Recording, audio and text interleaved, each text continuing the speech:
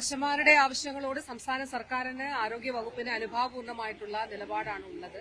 ഇന്നേ വരെ സർക്കാർ ആ നിലപാട് സ്വീകരിച്ചിട്ടാണ് പോന്നിട്ടുള്ളത്. അതിന് ഏറ്റവും മികച്ച ഉദാഹരണമാണ് നമ്മുടെ ആശമാർക്ക് സംസ്ഥാനങ്ങൾ നൽകുന്ന ഓണറേറിയം സംബന്ധിച്ച കാര്യം. രാജ്യത്തെ ഏറ്റവും കൂടുതൽ ഓണറേറിയം നൽകുന്ന സംസ്ഥാനം കേരളമാണ്. അപ്പോൾ സംസ്ഥാനത്തിന്റെ ഓണറേറിയവും അതുകൂടാതെ ലഭിക്കുന്ന ഇൻസെന്റീവുകളുമാണ് ആശമാർക്ക് ലഭിക്കുന്നതായിട്ടുള്ള വേതനം. അപ്പൊ അതിൽ സംസ്ഥാനത്തിന്റെ ഷെയർ ഏറ്റവും കൂടുതൽ രാജ്യത്ത് നൽകുന്നത് കേരളമാണ്. അപ്പൊ മറ്റു പല സംസ്ഥാനങ്ങളും അതിൽ കൂടുതൽ നൽകുന്നു എന്നുള്ള കാര്യങ്ങളൊക്കെ ചില മാധ്യമങ്ങൾ റിപ്പോർട്ട് ചെയ്തതായിട്ട് കണ്ടു. അത് തെറ്റായിട്ടുള്ള കാര്യമാണ്. ഞാൻ NHM-നോട് തന്നെ അന്വേഷിച്ചു, അങ്ങനെ ഉണ്ടോ, അങ്ങനെ ഇതിൽ കൂടുതൽ മറ്റാരെങ്കിലും കൊടുക്കുന്നുണ്ടോ? NHM നൽകിയ മറുപടി അങ്ങനെയല്ല, നമ്മളാണ്, അതായത് സ്റ്റേറ്റിന്റേതാണല്ലോ, സ്റ്റേറ്റ് ഷെയർ ആണ് ഞാൻ പറഞ്ഞത്, അത് ഏറ്റവും കൂടുതൽ നൽകുന്നത് കേരളമാണ്. ഞാൻ ഈ പുതിയ കേന്ദ്ര മന്ത്രിസഭ ചുമതല ഏറ്റെടുത്തപ്പോൾ ഡൽഹിയിൽ പോയിരുന്നു. ബഹുമാന്യനായിട്ടുള്ള കേന്ദ്ര ആരോഗ്യ വകുപ്പ് മന്ത്രിയെ കണ്ടു.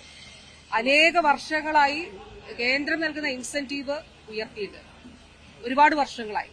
അപ്പൊ ഞാൻ നൽകിയ നിവേദനങ്ങളിൽ ഒന്നാമതായി എഴുതിയിരുന്നത് ആശമാരുടെ കാര്യമാണ്. ഒന്നാമത്തെ കാര്യം, ബഹുമാനപ്പെട്ട മിനിസ്റ്റർ ഈ ചർച്ചയിൽ എന്റെ കത്തിന്റെ അടിസ്ഥാനത്തിലാണല്ലോ ചർച്ചയിൽ അജണ്ട നിശ്ചയിക്കുക. അതിൽ ഒന്നാമത്തെ അജണ്ടയായി ഞാൻ എഴുതിയതും ഞാൻ ആവശ്യപ്പെട്ടതും മിനിസ്റ്റർ അതിന്റെ അനുസരിച്ച് രേഖപ്പെടുത്തിയതും ആശമാരുടെ വിഷയമായിരുന്നു. അതിൽ സ്റ്റേറ്റ് ആവശ്യപ്പെട്ട വിഷയം ഇവർക്ക് നൽകുന്ന ഇൻസെന്റീവ്സ്. ഇപ്പം കേന്ദ്രം നൽകുന്നത് 2000 രൂപയാണ്. അതുകൂടാതെ ഓരോ പ്രവർത്തനങ്ങൾക്കുള്ള ഇൻസെന്റീവ്സ് ആണ് ഉള്ളത്. പിന്നെ പല സ്കീമുകളിൽ പെട്ടിട്ടുള്ള നൽകുന്ന തുക. അപ്പോ അത് ഉയർത്തണമെന്ന സംസ്ഥാനത്തിന്റെ ആവശ്യത്തോട് മിനിസ്റ്ററും വളരെ പോസിറ്റീവായിട്ടാണ് പ്രതികരിച്ചത്. കേന്ദ്ര ആരോഗ്യ വകുപ്പ് മന്ത്രി അദ്ദേഹം പറഞ്ഞു, അദ്ദേഹത്തിന്റെ ഓഫീസേഴ്സ് പറഞ്ഞു, ഒരുപാട് വർഷങ്ങളായി ഇതിന് ഇൻസെന്റീവ് കൂട്ടിയിട്ട്. അപ്പൊ അത് തീർച്ചയായിട്ടും അത് കേന്ദ്രം പരിഗണിക്കാമെന്നുള്ളതാണ് പറഞ്ഞത്. ഞാനിത് പറഞ്ഞത് അത്രയും പ്രാധാന്യത്തോടു കൂടിയിട്ടാണ് ആശമാരുടെ ഈ ആവശ്യങ്ങളെ സംസ്ഥാന സർക്കാർ കാണുന്നത്. അപ്പോ ഏതാനും 6-ാം തീയതി ആശമാരുടെ ഒരു സമരം ഉണ്ടായിരുന്നു തിരുവനന്തപുരത്ത്. അപ്പൊ അന്ന് സമരം ചെയ്ത ആശമാർ എന്നെ കാണാനായിട്ട് വന്നിരുന്നു, എന്റെ ഓഫീസിൽ വന്നു. അവർ ഈ ആവശ്യങ്ങളൊക്കെ ഉന്നയിച്ചിരുന്നു. അവർ ഉന്നയിക്കുന്ന ആവശ്യങ്ങൾ, 1 ഓണറേറിയം വർദ്ധിപ്പിക്കുക, 2 ഈ റിട്ടയർമെന്റ് ബെനിഫിറ്റ് നൽകുക എന്നുള്ള കാര്യം, 3-ാമത്തെ കാര്യം 2017 മറ്റൊരു ഉത്തരവുണ്ട്. അതായത് ഈ ഓണറേറിയം നൽകുന്നതും ചില കാര്യങ്ങൾ നോക്കിയിട്ടാണ്, ചില മാനദണ്ഡ പ്രകാരമാണ് ഈ ഓണറേറിയം നൽകുന്നത്. അപ്പൊ ആ ഓണറേറിയം നൽകുന്ന മാനദണ്ഡങ്ങൾ മാറ്റണം എന്നുള്ളതാണ്. 10 മാനദണ്ഡങ്ങൾ പാലിച്ചാൽ മാത്രമേ ഈ ഓണറേറിയം ലഭിക്കുകയുള്ളൂ എന്നുള്ള സ്ഥിതിയുണ്ട്. അപ്പൊ അന്ന് 6-ാം തീയതി 7-ാം തീയതിയോ ആണ് അവരെന്നെ കാണാൻ വന്നത്. അപ്പൊ അന്ന് അവരുമായിട്ടുള്ള കൂടിക്കാഴ്ചയിൽ തന്നെ ഞാൻ പറഞ്ഞിരുന്നു, അത് മാറ്റാവുന്നതാണ്, അതിലൊരു മനുഷ്യത്വപരമായിട്ടുള്ള സമീപനം സ്വീകരിക്കണം എന്നുള്ളതാണ് കാണുന്നത്. അതുകൊണ്ട് ഈ മാനദണ്ഡങ്ങൾ ഇപ്പൊ 10 എണ്ണവും പാലിച്ചാലേ ഓണറേറിയം പൂർണ്ണമായിട്ട് കിട്ടുള്ളൂ എന്നുള്ളൊരു സ്ഥിതി അത് ശരിയായിട്ടുള്ളൊരു കാര്യമല്ല. അതുകൊണ്ട് ഒരു കമ്മിറ്റി രൂപീകരിക്കാൻ SMDക്ക്, സ്റ്റേറ്റ് മിഷൻ ഡയറക്ടർക്ക് ഞാൻ നിർദ്ദേശം നൽകിയിരുന്നു. 7-ാം തീയതി വെച്ചുകൊണ്ട് അന്ന് തന്നെ ഒരു ഉത്തരവ്, ഒരു സർക്കുലർ SMDയുടേതായിട്ട് ഉണ്ടായിട്ടുണ്ട്. അതിലൊരു കമ്മിറ്റി രൂപീകരിച്ചുകൊണ്ട് ഈ കാര്യങ്ങൾ പരിശോധിക്കുന്നതാണ് തീരുമാനിച്ചിട്ടുള്ളത്. ആ കമ്മിറ്റി 2 ആഴ്ചയ്ക്കുള്ളിൽ റിപ്പോർട്ട് നൽകണം എന്നാണ് പറഞ്ഞത്. ഇപ്പോൾ 1 ആഴ്ച കഴിഞ്ഞു, അടുത്ത 1 ആഴ്ചയ്ക്കുള്ളിൽ ആ കമ്മിറ്റിയുടെ റിപ്പോർട്ട് നൽകും. ആ കമ്മിറ്റിയുടെ റിപ്പോർട്ട് കൂടി പരിശോധിച്ച് സർക്കാരിന്റെ നിലപാടതിൽ ഞാൻ പറഞ്ഞതാണ്. അതായത് അതിൽ നല്ലൊരു നിലപാട് സ്വീകരിക്കണം. ഈ മാനദണ്ഡം പാലിച്ച് ഇത് ചെയ്താൽ മാത്രമേ ഇത്ര രൂപ നൽകിയുള്ളൂ, ഇത് ചെയ്താൽ ഇത്ര രൂപ നൽകിയുള്ളൂ എന്നുള്ളത് ഈ ഓണറേറിയം സംബന്ധിച്ച് അത് ആ നിലയിൽ പൂർണ്ണമായി അത് വേണ്ട എന്നുള്ളതാണ് കാണുന്നത്. അപ്പൊ അതിൽ കമ്മിറ്റിയുടെ റിപ്പോർട്ടും കൂടി വന്നതിന് ശേഷം സർക്കാർ ആശമാർക്ക് അനുകൂലമായിട്ടുള്ള ഒരു തീരുമാനം എടുക്കണം എന്ന് തന്നെയാണ് കണ്ടിട്ടുള്ളത്. അത് ഞാൻ നേരത്തെ അത് രേഖാമൂലം ആശമാരെ 7-ാം തീയതി തന്നെ അറിയിച്ചിരുന്നതാണ്. അപ്പൊ ഇന്നലെ ഇക്കാര്യം ഞാൻ അവരെ അറിയിക്കുകയുണ്ടായി. മറ്റ് രണ്ട് വിഷയങ്ങൾ പ്രധാനമായിട്ട് ഉന്നയിച്ചത് ഓണറേറിയം ഇപ്പോൾ നൽകുന്ന, ഞാൻ പറഞ്ഞല്ലോ, എല്ലാ സ്റ്റേറ്റ്സും രാജ്യത്തുള്ള മുഴുവൻ സംസ്ഥാനങ്ങളും നോക്കിയാൽ ഏറ്റവും കൂടുതൽ ഓണറേറിയം നൽകുന്നത് കേരളമാണ്. അവിടെ ഇപ്പോൾ നൽകുന്നതിൽ നിന്ന് അതിന്റെ ഒരു 3 ഇരട്ടിയായിട്ട് വർദ്ധിപ്പിക്കണം എന്നുള്ളതാണ് അവർ ആവശ്യപ്പെട്ട ഒരു കാര്യം. 2-ാമത്തെ കാര്യം, ധനപരമായ കാര്യം ആവശ്യപ്പെട്ടത് അവർക്കൊരു റിട്ടയർമെന്റ് ആനുകൂല്യം. ഇത് ഇന്നോ ഇന്നലെയോ കുറെ മാസങ്ങളിലുള്ള വിഷയമല്ല, കുറെ വർഷങ്ങളായിട്ടുള്ള കുറച്ച് കാര്യങ്ങളാണ്. അപ്പൊ ഈ ഒരു ഘട്ടത്തിൽ വളരെ സ്ട്രക്ചേർഡ് ആയിട്ട് ആശാമാരുടെ പ്രവർത്തനം കൊണ്ടുപോകുന്നതിനാണ് ശ്രമിച്ചത്. അതിൽ ഒരു കാര്യം, ഇൻഷുറൻസ് പരിരക്ഷയ്ക്ക് അർഹമായിട്ടുള്ള ആശമാർക്ക് അത് ലഭ്യമാകുന്നുണ്ട് എന്നുള്ളത് ഉറപ്പാക്കാൻ ഞാൻ ഒരു 2 വർഷം മുൻപ് തന്നെ നിർദ്ദേശം നൽകിയിരുന്നു. അതിന്റെ അടിസ്ഥാനത്തിൽ ആരെങ്കിലും വിട്ടുപോയിട്ടുണ്ടോ, ഇതിന്റെ മാനദണ്ഡം അനുസരിച്ച് വിട്ടുപോയിട്ടുണ്ടോ എന്നുള്ളത് നോക്കാൻ പറഞ്ഞിരുന്നു.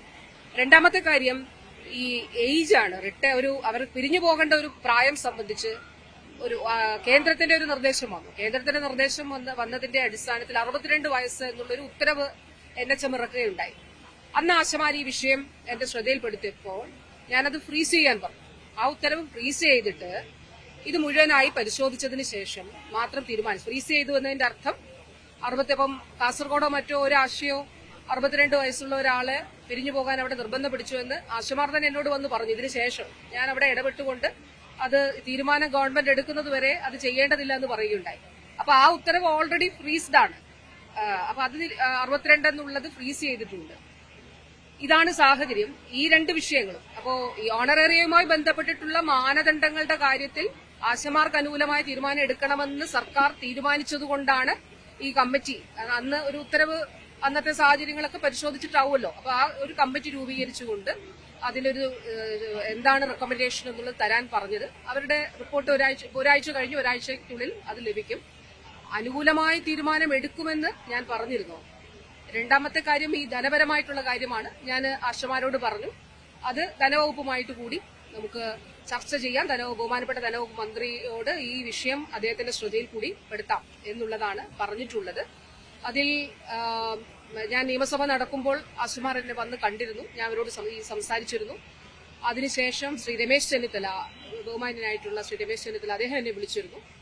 അപ്പോ അദ്ദേഹം വിളിച്ചതിന്റെ അടിസ്ഥാനത്തിൽ SMDയോട് ഇവരുമായിട്ട് ചർച്ച ചെയ്യാൻ പറഞ്ഞു. ഇന്നലെയുടെ തലേന്ന് SMD അവരുമായി ചർച്ച ചെയ്തിരുന്നു. അപ്പൊ ആ ചർച്ചയിൽ അവർ പറഞ്ഞു ഞങ്ങൾക്ക് മിനിസ്റ്ററെ കാണണമെന്ന് പറഞ്ഞു.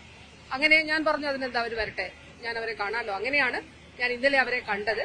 ഇതാണ് ചർച്ചയിലുള്ള കാര്യം. ഈ ഉന്നയിക്കപ്പെട്ട രണ്ട് വിഷയങ്ങളും ഇപ്പോ ഞാൻ ഓണറേറിയം സംബന്ധിച്ചും സ്റ്റേറ്റിനൊരു അതിലൊരു എത്രയും കൂട്ടിക്കൊടുക്കണം എന്ന് തന്നെയാണ് നമ്മൾ ആഗ്രഹിക്കുന്നത്.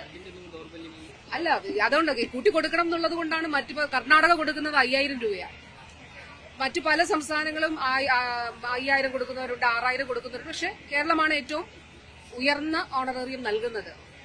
ഈ ഓണറേറിയം പ്ലസ് ഇൻസെന്റീവ്, കേന്ദ്രം കൊടുക്കുന്ന ഇൻസെന്റീവ്, അതുകൂടാതെ പല സ്കീമുകളിലൊക്കെ പെടുന്ന അങ്ങനെയാണ് ആശമാർക്ക് വേതനം ലഭിക്കുന്നത്.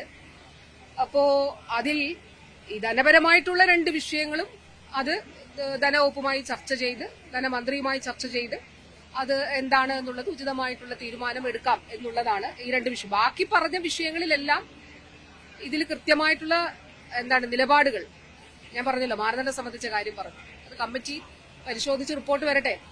ആശമാർക്ക് അനുകൂലമായ തീരുമാനം എടുക്കും. അത് 7-ാം തീയതി തന്നെ. അതുകൊണ്ടാണ് ഒരു കമ്മിറ്റി രൂപീകരിച്ചത്. പിന്നെ ഇവരുടെ പ്രവർത്തനങ്ങൾ സംബന്ധിച്ചും അവരെ അമിതമായിട്ട് ബേർഡൻ ചെയ്യിപ്പിക്കരുത് എന്നുള്ളത് അതിന്റെ അടിസ്ഥാനത്തിലാണ് ഗൈഡ് ലൈൻ പൊതുവെ ഇഷ്യൂ ചെയ്തിരുന്നത്. നിങ്ങൾ പരിശോധിച്ചാൽ മനസ്സിലാവും. ഓരോ ആരോഗ്യ പ്രവർത്തകരും ഫീൽഡിൽ പോകേണ്ടവർ, സൂപ്പർവൈസ് ചെയ്യേണ്ടവർ, ഏതൊക്കെ ജോലി ചെയ്യണം എന്നുള്ളത് സംബന്ധിച്ച്, എന്തൊക്കെ ഉത്തരവാദിത്വം ഉണ്ടെന്ന് സംബന്ധിച്ച് അതില് കൃത്യമായിട്ടുള്ള ഗൈഡ് ലൈനും ഇറക്കിയിട്ടുണ്ട്. അപ്പൊ ഇതാണ് അത് അനുകൂലമായിട്ടുള്ള നിലപാടാണ് സർക്കാരിന് ഉള്ളത്. അതിൽ പരമാവധി സ്റ്റേറ്റിന് ചെയ്യാൻ കഴിയുന്ന കാര്യം സ്റ്റേറ്റ് ഇപ്പോൾ ചെയ്യുന്നുണ്ട്. അപ്പോ മറ്റ് സ്റ്റേറ്റ്സുമായി താരതമ്യം ചെയ്താലും നമ്മൾ ഏറ്റവും നല്ല നിലയിൽ തന്നെ അത് ചെയ്യുന്നുണ്ട്. അപ്പൊ അത് ഇനിയും കേരളത്തിന്റെ സാഹചര്യം അനുസരിച്ച് ഇനിയും മെച്ചപ്പെടുത്തി കൊടുക്കണം എന്ന് തന്നെയാണ് കാണുന്നത്. അത്രയും പ്രാധാന്യം ആശമാർക്കുണ്ട്. അതുകൊണ്ട് അവരെ ചേർത്ത് പിടിച്ചുകൊണ്ട് തന്നെയാണ് സർക്കാർ മുന്നോട്ട് പോകാൻ ആഗ്രഹിക്കുന്നത്. അവരോട് അനുഭാവപൂർണമായിട്ടുള്ള നിലപാടുമാണ് ഉള്ളത്.